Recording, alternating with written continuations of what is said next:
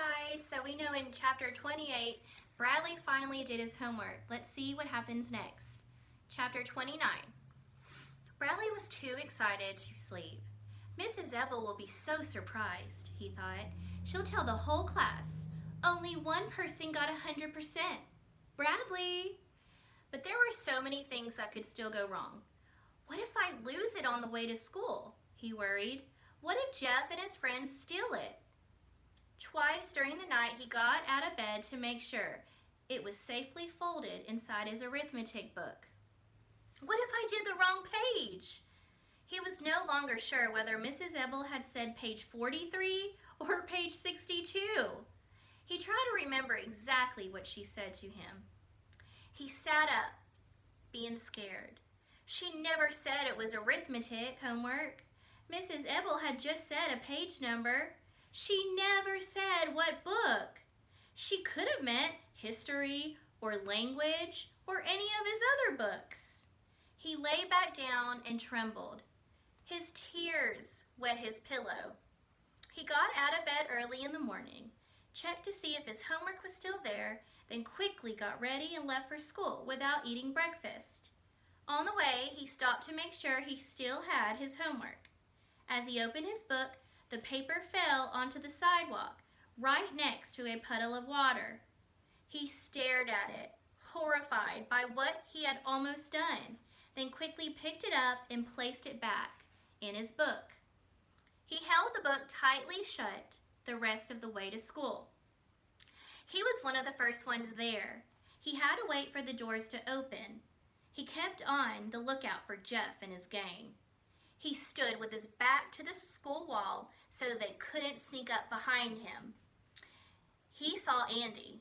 He thought Andy had seen him too, but if he had, he didn't do anything about it. When the doors opened, he was the first one in Miss Ebel's class. He sat at his desk, last seat, last row, and waited.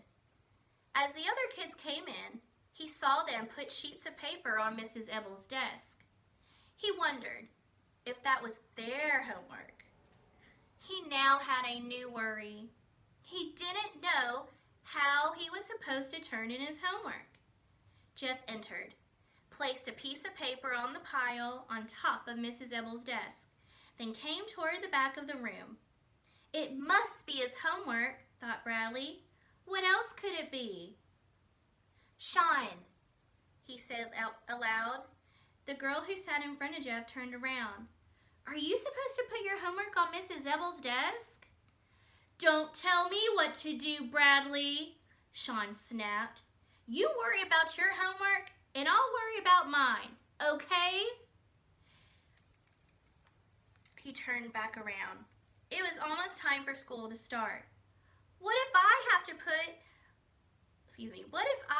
put it on her desk before the bell rings or it doesn't count? He fumbled through his book for his homework, stood up, then headed for Mrs. Ebel's desk. He became more nervous with each step he took. His mouth was dry and he had trouble breathing. He could hardly see where he was going. He felt like he was going to faint. Mrs. Ebel's desk seemed so far away. It was like he was looking at it through the wrong end of a telescope. His heart pounded and his homework rattled in his hand. Somehow he made it to her desk and tried to focus on the sheets of paper the other kids had put there. It looked like arithmetic homework, page 43. But instead of feeling better, he felt worse, like he was going to explode. Do you want something, Bradley? Asked Mrs. Ebel. He looked at his homework shaking in his hand. Then he tore it in half and dropped it in the waste paper basket next to Mrs. Ebel's desk. He instantly felt better. His head cleared and his breathing returned to normal. His heart stopped pounding. He walked back to his desk, took a deep breath, exhaled,